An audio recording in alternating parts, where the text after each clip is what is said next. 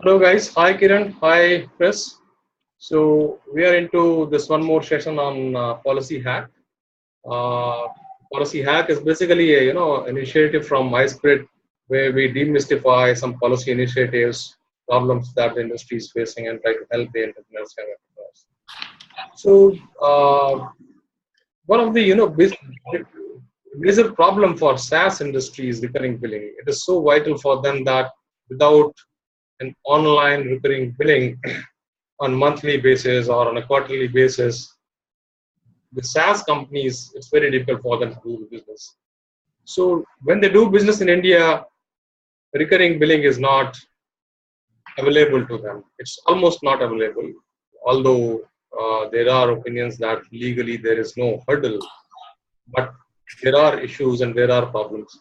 So this particular session we are holding for understanding what are the issues in recurring billing, what is the present status, how do we further solve this problem, how do we overcome these issues either as entrepreneurs or as industry, how do we take it up with the government, with other policymakers, regulators, etc. So Chris, you have been into the industry and you are an entrepreneur right into the the area of billing and invoicing and the issues. You understand those issues very well. So can you educate us on what is the present status of the industry? What's happening in SaaS industry on this aspect?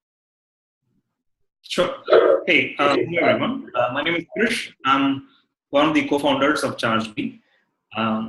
So, as a specialist, as a product that specializes in subscription management and recurring billing, we integrate with payment gateways across the world and provide SaaS solution to SaaS companies worldwide in 45 countries. Now, as a SaaS company, one of the non-negotiable aspects to provide a frictionless experience to customer is the ability to accept payments month on month, because the cost of actually collecting the cost of collecting a small dollar amount or a rupee amount cannot be high. You cannot employ someone to go and collect payments door to door, which means because these are not $100,000 checks. We are selling products at $50 or $100 per month and trying to accept. Now, worldwide, when it comes to SaaS company, there is also the option of seamless upgrade or downgrade.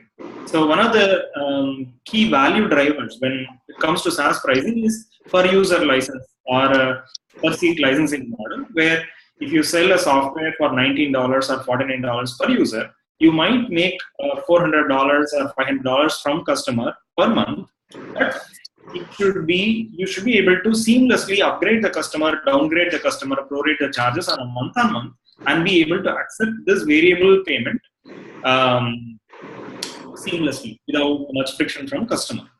If you are not able to do that, then there is a very high chance of losing this customer, where they might, what we call as industry terms, a churn or a cancellation, where the customer will churn out if you are not able to collect payments from them.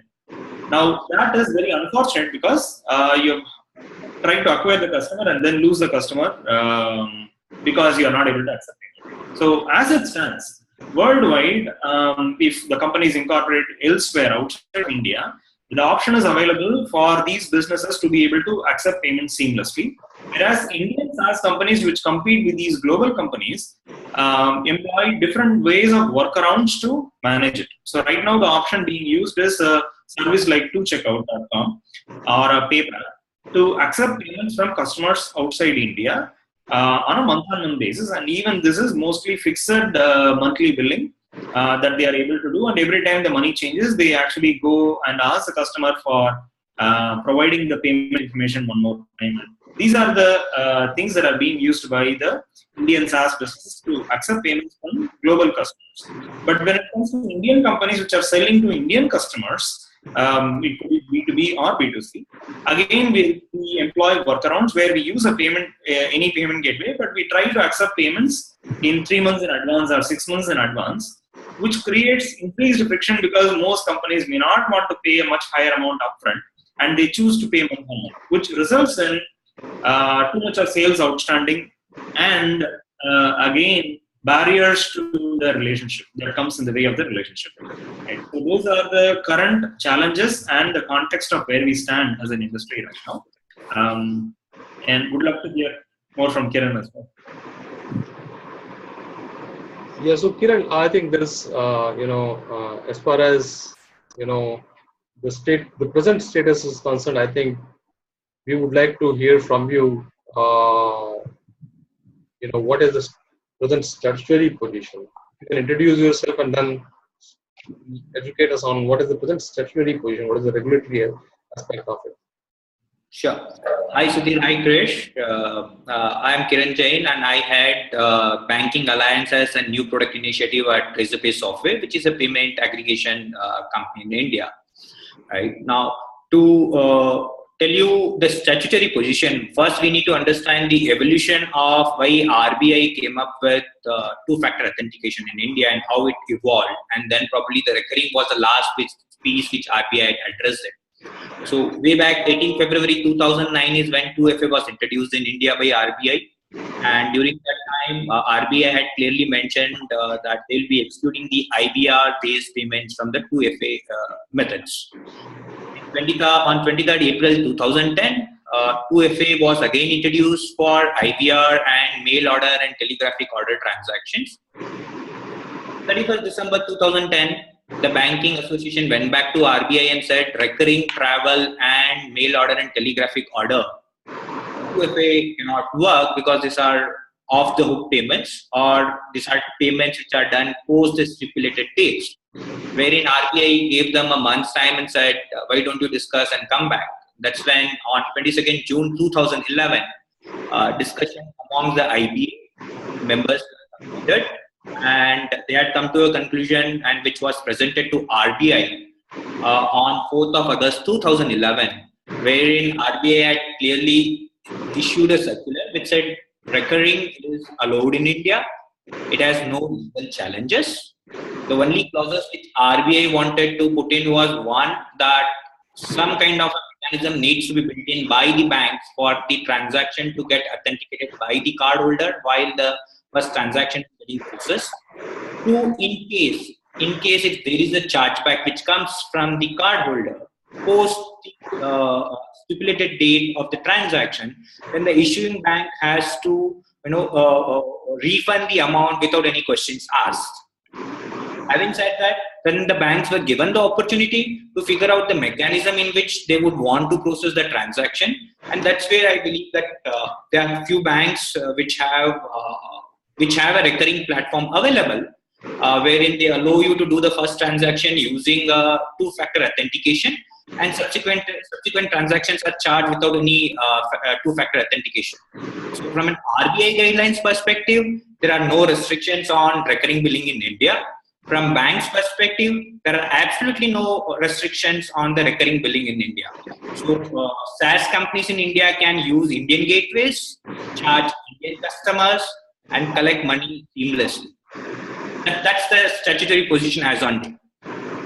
So I think that is where it gets very interesting, right? A company like a Google, he's able to do it, which is something that most companies bring up, saying, how is Google able to charge me regularly, where they took two-factor authentication upfront and subsequently they are able to do recurring charges, but it is not available to me. That seems to be the bone of contention right now, right? I think we can get to the details of how and why, right? But the most interesting thing is, as a startup that is just not available to me is most frustrating, whereas some of the bigger companies are able to leverage that. And that is where we seem to have the issue of why is it not available for everyone, whereas one of the very few guys are able to have access to something like this. It's risk arbitration. It's risk arbitration by the banks. Right. So it is available, but it is not available to startups or smaller companies, right? So it's not easily available. It's not on the counter, right? So how do we sort that? What steps can we? So what are the basic issues to be sorted out if we say, for example, if startups approach banks? How do we overcome? How do we make a proposition that, or seek the service from them?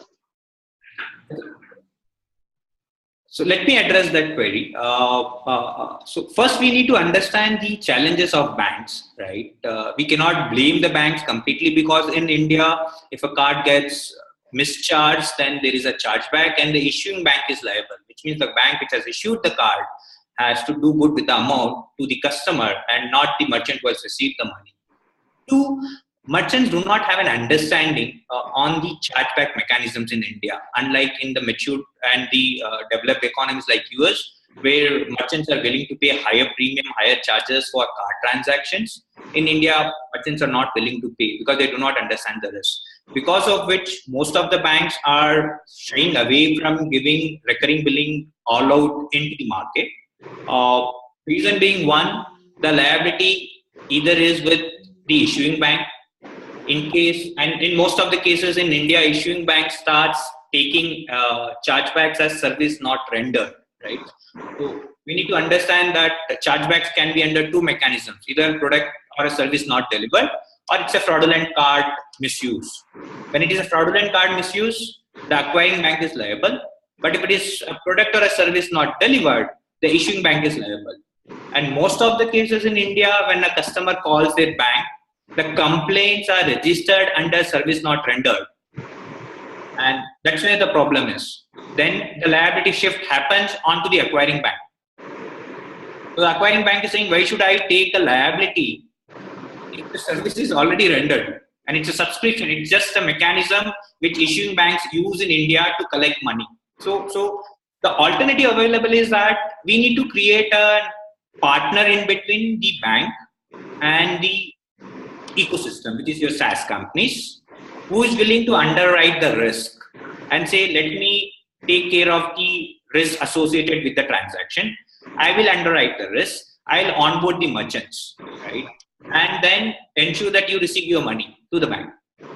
The second problem, which I also foresee in the present system, where few banks have the APIs or the recurring platform available, it's not just about recurring platform as a gateway, but how are you going to manage the entire subscription? And I think somewhere Krish from Chargebacks should be able to add some insights onto it, because it's just not about processing the transaction for the first time, because there are multiple transactions. So I would want Krish to add something over here. Sure. So one of the biggest challenges that these transactions carry is that from a merchant perspective, we normally expect extreme flexibility when it comes to recurring payments, right? But we also need to understand the risk on the bank side, which is if it is a predictable amount that is getting charged month on month, and if it is the same amount that is getting charged over a period of time, then the risk is much lower. You can actually set the expectations with the end user and then have an agreement in place, and that is the normal expectation. Whereas if you're going to charge differing amounts month on month from the customer, right, then there are multiple other factors that come into play. Does the customer already know that this is going to be the actual charge, right? Do you have an agreement with the customer? Are they going to dispute the charge? All those aspects come into play the moment you actually start talking about a varied amount, which means that the entire aspect of managing customer expectation and the upfront charges and the communication mechanism and acknowledgement plays a crucial role when it comes to de-risking the recurring transaction. So when it comes to somebody like a Google AdWord, the expectation is I'm going to charge you this much amount based on your usage. That expectation is set right between both parties, the consumer as well as the Google as a company itself. Whereas, unless if the merchant has the authority to draw money from the customer, and if they just keep on doing it without really understanding all the other things that they need to put in place, then it puts the issuing bank, the customer's card issuing bank, at risk, where they are liable to pay out for something that somebody else is not doing correctly. And that is where the friction comes in from a bank's perspective, where they think, these guys, I don't trust these guys to do it right. Chris, just to add, arbitrary payments are still not allowed in India, right? The only allowed mechanism of recurring billing in India is a fixed amount, fixed tenure, nothing beyond that, as on day. So I think even fixed amount, fixed tenure is what startups and what small companies need. So still there is a worry for me is, the way I am understanding is, for a small entrepreneur, let us say he understands the risk and he understands the basic concepts of two-factor authentication, and that he needs to be a part of the risk and the charges for it. Then what he wants is, he wants a service which is built for him across the counter without any hassle. So are banks ready to do that? Can we do something for banks to offer it? Or are there going to be, as you said, other service providers who will be facilitating on behalf of banks, aggregating these services and providing services? So, or both the scenarios are possible. Okay, so the problem with the banks today is the systems which they have are legacy systems. So like I mentioned in my previous conversation, that it's not just about somebody taking a gateway and running a recurring payment. It's about how is he going to manage the entire subscription? How is he going to get the subscription data changed? So what happens if a customer used the card and then he lost the card in the subsequent month and he has now changed a card which has a new card number? How is somebody going to upgrade that? So if you look at the bank's systems which are available, these are completely legacy, which means one needs to upload a data back into the system. After 24-hour, bank confirms whether the card was actually charged or not, which is like a post facto. That doesn't work. So that's where your new age payment gateway companies will have to come into picture, which will build a layer between the bank and the merchant and build a system. So if you look at Razorpay, we have been building that system now, and with help of Chargebacks, the second leg of the entire transaction, which is your entire management of the subscription. So customer wants to change the card number, customer wants to change the tenure, customer wants to extend his usage now. So he subscribed for 6 months, now he wants to extend it for 12 months. How is he going to do that? Bank systems are not capable of permitting those changes. That's where companies like Razorpay and Chargebacks would come. So from a Razorpay perspective, we would be able to provide simple APIs where a gateway will get enabled. I think Chris should highlight on what Chargebacks can do from a post-integration perspective, which is like a typical management of the entire subscription. Right. So this piece is mostly called as a billing intelligence or the invoicing aspect, right? You could either build it in-house or do that, or companies like us provide a layer on abstraction layer on top of payment gateways, like Razorpay, to be able to manage this complexity, so that you are not reinventing the wheel when it comes to building yet another model. But the option is also directly integrating into a system like Razorpay and then building all this intelligence around billing and invoicing and managing it. So that is where we all complement each other. So if I understand it, so the solution is, there are service providers emerge who can sort this out for banks, take away some risk from the bank and take away the risk from the users as well. To understand this further for the industry, what else can be done, to kind of bring in reforms into this particular aspect, or make it smooth for a large number of players, in terms of government policy, in terms of RBI regulation. So is there a scope there? We should go to them and talk to them and build on it. I would like to... Go ahead, Krish. Go ahead. Right. So my take on this is that from a technology perspective, right? I think there are players who can actually solve it right now. Razorpay can actually abstract the complexity around the things that the banks can do.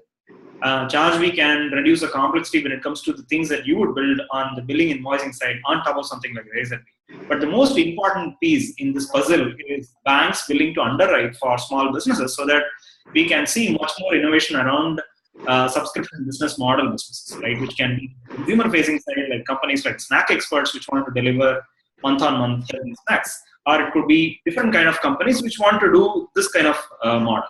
Now, the most interesting thing could be working very specifically with banks, educating them about how the end-to-end piece is going to be solved. How are we going to mitigate the risks on their side? Acknowledging the fact that we understand your risks, and here is how we are going to mitigate the risk by building layers on top and make sure that the merchant is educated and held and they can operate, and then get them to underwrite the merchant account. If we are able to do the pilot projects with some of the banks, I think that would be a very good start for us to be able to bring in a lot more merchants who can come on board and keep working with those maths. I think once we are able to get this rolling, I think it will have the flywheel effect of having recurring billing working for India.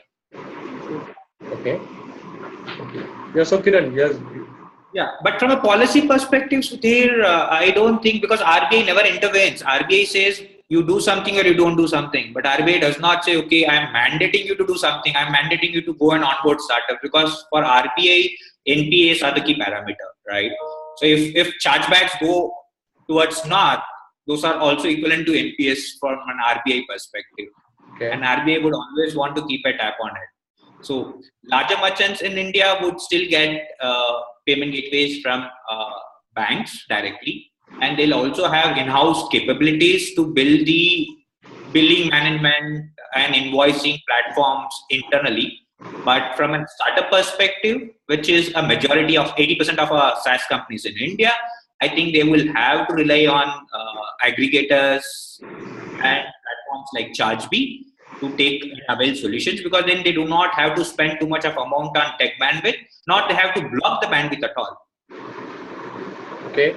So if I am a startup and I don't want to run around, what do I do today to start recurring billing tomorrow? Either go to Chargebee directly with the entire module, or if you don't need the entire module, then there is Razorpay which is available. Okay. So there is a service available which sorts out this problem. That's what is problem. Yes. Do we already have a solution in this space, Kiran, yet, or? It's ready. You will be receiving it now. Okay. So, but just to wrap it up for the from the policy hacks perspective, I think yes. So two players, Chargebee and Razorpay, are there. I'm not aware if there are other players offering these similar kind of services. But from a larger policy perspective, you would still like to take this to the government and maybe make it more smooth a process in terms of how banks cooperate with companies like Chargebee and Razorpay, the service provider. They create a space for them, many of them to merge. Or how do they, contribute in the startup revolution that's happening, or Startup India plan is happening, or the software product companies policy, that we are trying to talk about. How do they help in that, creating that ecosystem? How can they further smoothen the process? I think there is scope for us to ask government to create an environment where we further have a good prospects for startups. So I think this was great talking to you, both of you. I think a lot of understanding built on this topic, and there's more we need to understand from the payment gateway perspective from SaaS companies, how they can use different services. Thank you. Thanks a lot. Thanks, Sudhir. Thanks, Krish. It was pleasure talking.